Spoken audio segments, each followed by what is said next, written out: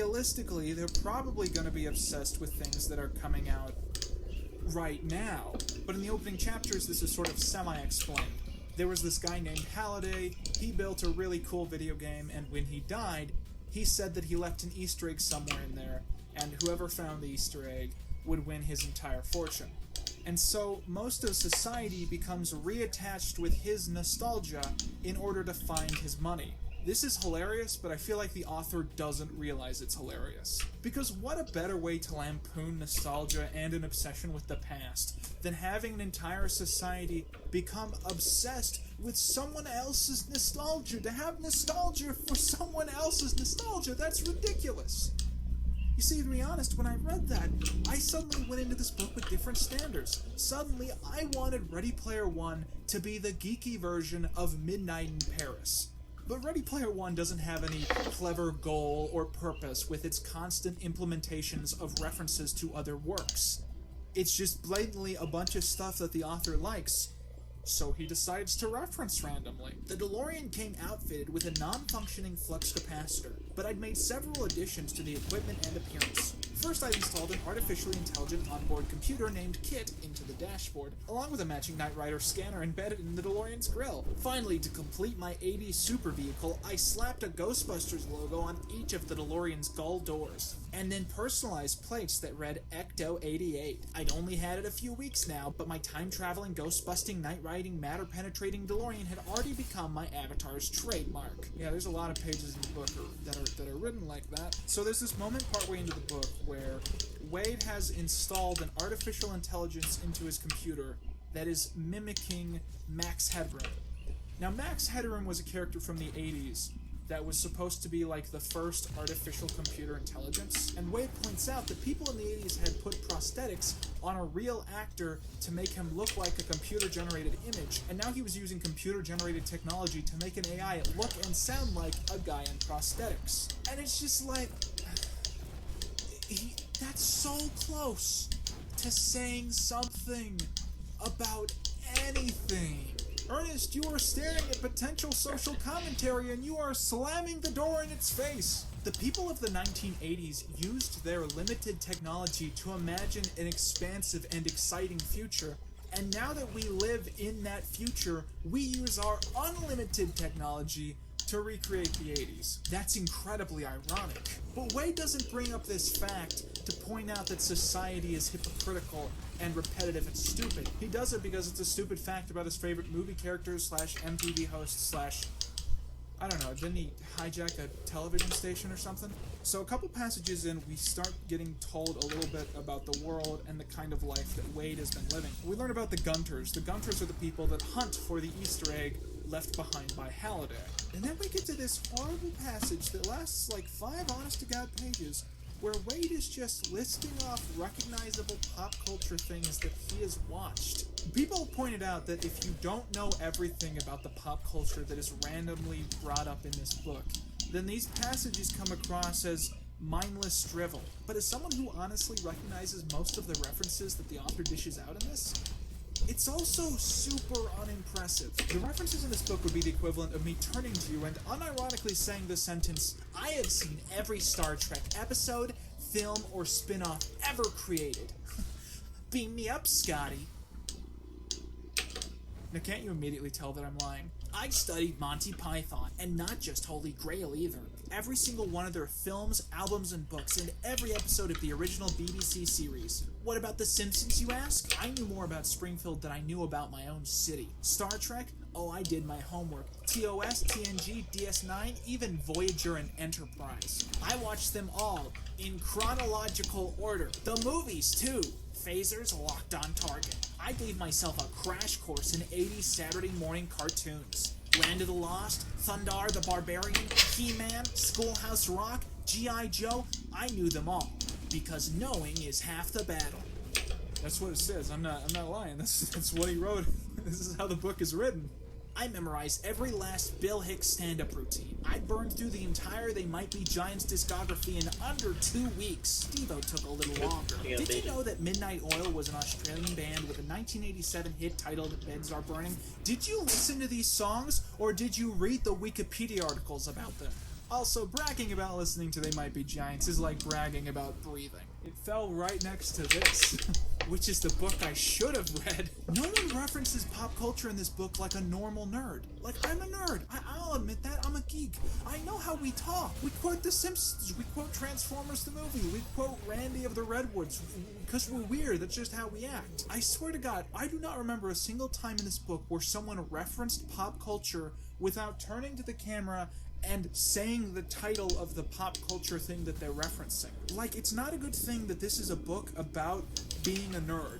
And there are multiple times in the book where I was reading and, like, I thought of a nerdy joke. Like, I quoted Monty Python to myself, or I made a Simpsons reference. Like, that's what these characters should be doing if they're actually geeks. This isn't even pop culture pandering, this is pop culture validation. It's written this way so that Ernest Cline can reference things like Doctor Who, Robotech, and G.I. Joe without actually knowing anything about them. So that some geek somewhere will see the thing that they like being referenced and will suddenly like the book more because they feel like they've been validated. One of the things that I liked about Ready Player One, the movie, is that one of the only reasons that Wade is able to get the lead in the competition is that instead of just memorizing all of the TV shows that Halliday liked or whatever, he tries to get a hold of Halliday's personality, his beliefs, his fears, his insecurities, his regrets, and it's only because of this that he is able to get ahead in the competition. In the book, so he reaches the first gate in the book. He goes in expecting something challenging, like a boss or like a puzzle, and guess what happens? He's in the movie War Games, and he has to recite it line by line, or he fails. Are you fucking kidding me? I never got the feeling of any stakes in this book, for several very good reasons. For one, most of the intense segments are describing him playing arcade games from the 80s. The art of prose is incredible because it allows you to be so imaginative, to describe any situation that you want without any limitations, and you use that space to describe this.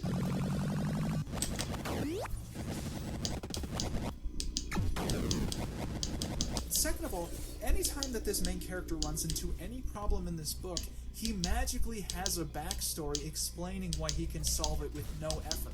I never once believed that he was going to lose in this book, because he's constantly saying things like, oh, the challenge is Joust. It's a good thing I played Joust a bunch of times with my best friend and I'm basically perfect at it. Or like, oh, War Games. I've seen War Games so many times that I have it entirely memorized. I can easily beat this challenge. Oh, she got talents anyways. At one point in the book, he finds like a guitar in the challenge, and he's like, it's a good thing I know how to play guitar.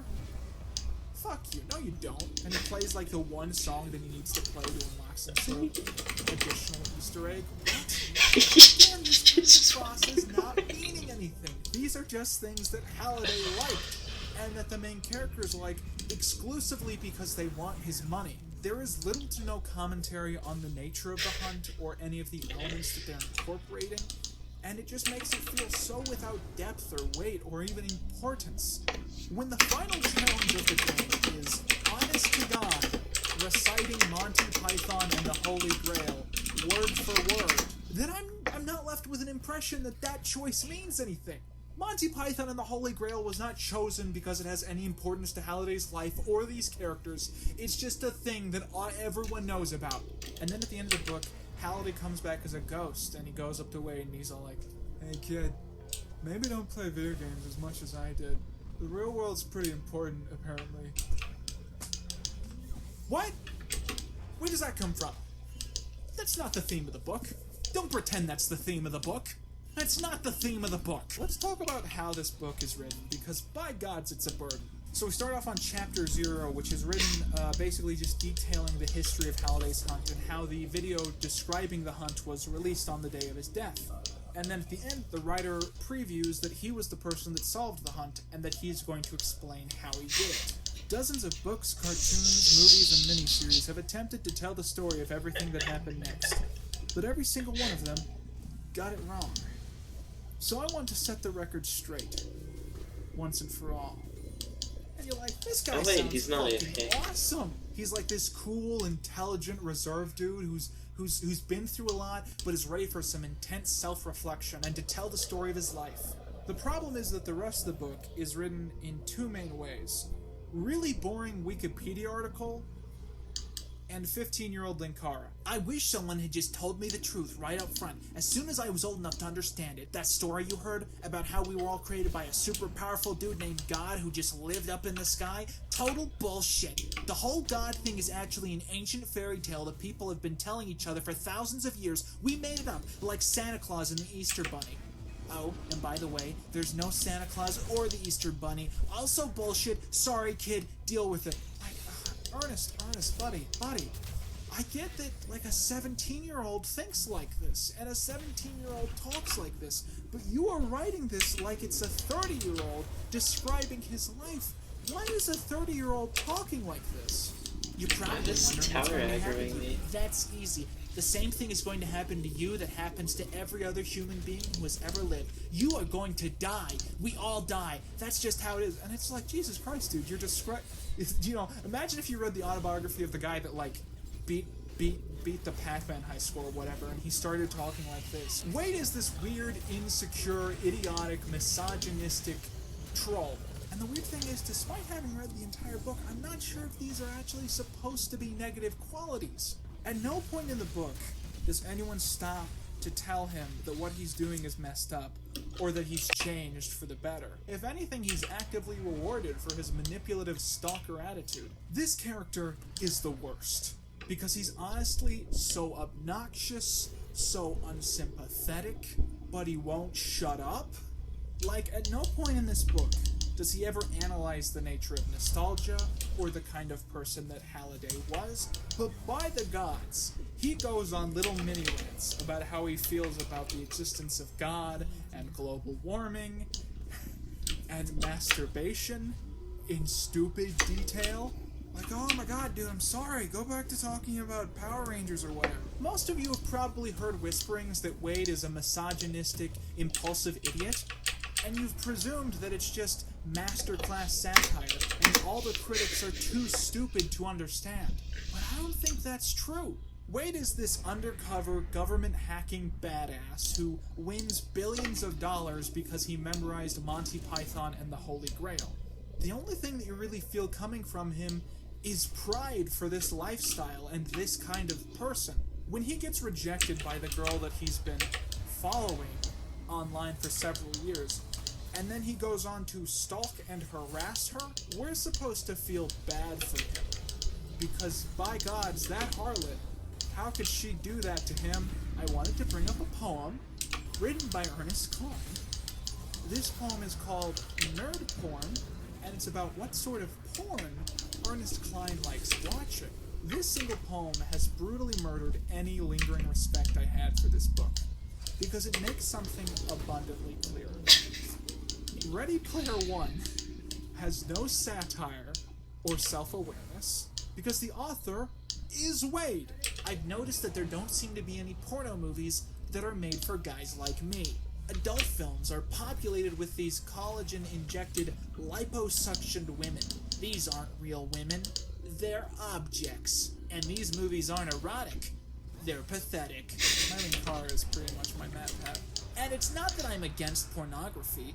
I mean, I'm a guy, and guys need porn. Fact. Like a preacher needs pain, like a needle needs a vein, guys need porn. Doesn't even rhyme. I want porno movies that are made with guys like me in mind. Guys who know that the sexiest thing in the world is a woman who is smarter than you. This reminds me of that stupidly pretentious viral video. What was it like? I want a girl that reads. You can have the whole cheerleading squad. I want the girl in the tweed shirt and the horn-rimmed glasses. Betty Feinbowski, the valedictorian.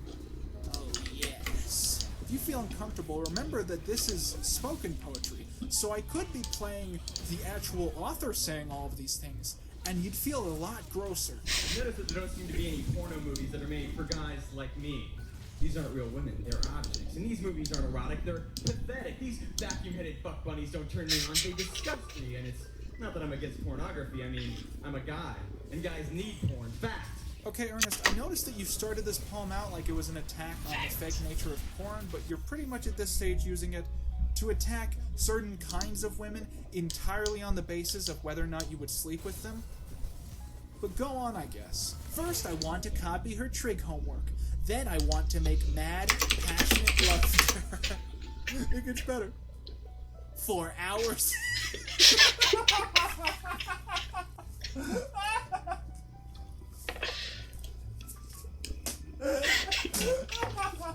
Until she reluctantly asks if we can stop, because she doesn't want to miss Battlestar Galactica. I shall be the quintessential nerd porn auteur, and the women in my porno movies will be the kind that drive nerds like me mad with desire. I'm talking about the girls that used to fuck up the grading curve. Chicks with weird clothes, braces, 4 eyes, and 4.0 GPAs. If you're an intelligent woman is interested in breaking into the adult film industry, and if you can tell me the name of Luke Skywalker's home planet, then you are hired. It doesn't matter if you think you're overweight or unattractive. It doesn't matter if you don't think you're beautiful. This is so solid. I don't know what padding was doing there. Just imagine that. For 600 pages. There's so much wrong with this book, I could talk about it for hours. Let me try and wrap this one up. I've noticed this weird trend in nerd culture where it's becoming constantly less important that you actually stop and enjoy these stories that everyone likes, and more important that you have an obsessive encyclopedic knowledge of these stories, meaning that basically you can go read a fan wiki and get just as much relevant information that you need as if you were to actually watch these things. And Ready Player One is a great representation of this, not only because its references hold absolutely no weight, but also because it's a book built off of people's loves for the ideas and not for the actual content. I get why people like this book, and I even understand why people enjoy the movie adaptation, but I just don't respect this story. And honestly, if it wasn't for the fact that I had to make a video about this, I would have retained none of this. Look, okay?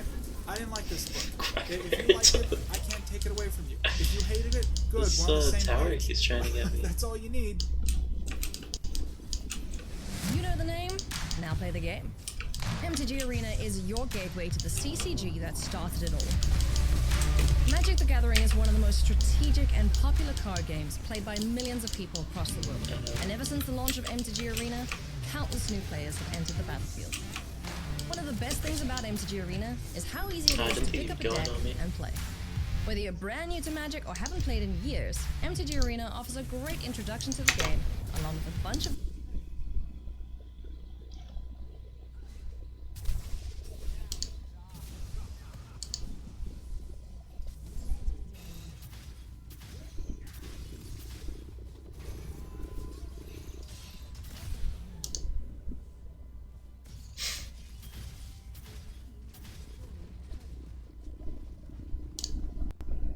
This video is sponsored by Tab for...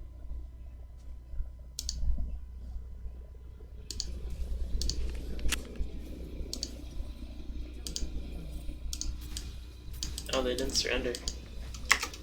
Hey guys. So a couple months ago I made a video that a lot of people have been asking me to make for a very long time. A review of the Channel Awesome movie To Boldly Flee. Now, one of the most notable things about the video is that it is exceptionally long. I think it ended up being about an hour and 45 minutes. And the reason it's that long is that it's secretly 2 videos uploaded as one. Part 1, the review, which everyone had been asking me to make, and Part 2, the really weird bit that goes on for a really long time that I made exclusively for myself. For a while during production, I questioned if I needed to actually split To Boldly Suck into 2 separate videos, but I realized the only reason I had been truly motivated to make the video was the idea of these 2 different aspects coexisting. I view the second part of the video to be this cathartic wind down that really helps complement the first, and of course, without the first part, the second part just wouldn't make sense, it wouldn't exist. But I still totally understand the imposing nature of this hour and 45-minute thing. And as time went by, I started to notice little editing errors, things not being mixed quite right, bits of audio being missing, you know, but stuff that I wouldn't have had time to notice or fix at the original time of posting just because it was such a massive project. So today I'm going to be releasing a sort of special edition of the original video with all the errors fixed and split into 2 bite-sized portions. I'm fully aware that the review portion is probably going to perform pretty well, and the second half that I'm going to upload is going to be watched by absolutely no one. I guess as time has gone on, I've grown to accept that that's okay considering everything. This project turned out to be sort of a retrospective on all of the content that I've produced for YouTube, going back all the way to Quantum Leap in 2013, so I think it's kind of a neat way to end out the decade by looking back on all that stuff, and I hope you guys agree. With that, let's jump back in time.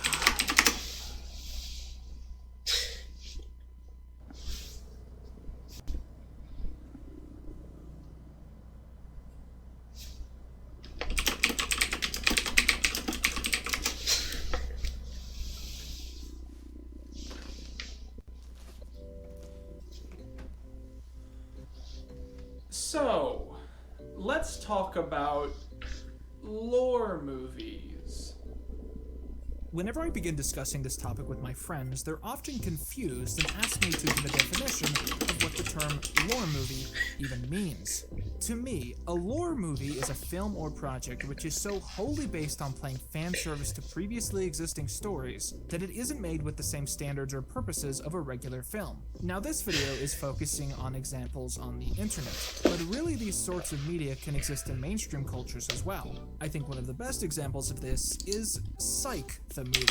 The film, a long-awaited sequel to the cult TV series still beloved by many to this day, was rushed into production after extremely fast rewrites had to be made due to the health of one of the show's main actors. This leads to a story which is as contrived as it is forgettable. Coming from a show that is known for being one of the most creative takes on its genre and format, it feels a little sad to see the plot be given a treatment that feels more akin to something like CSI Miami. Despite this, I still thoroughly enjoy Psych the movie, because it still delivers on everything that's important.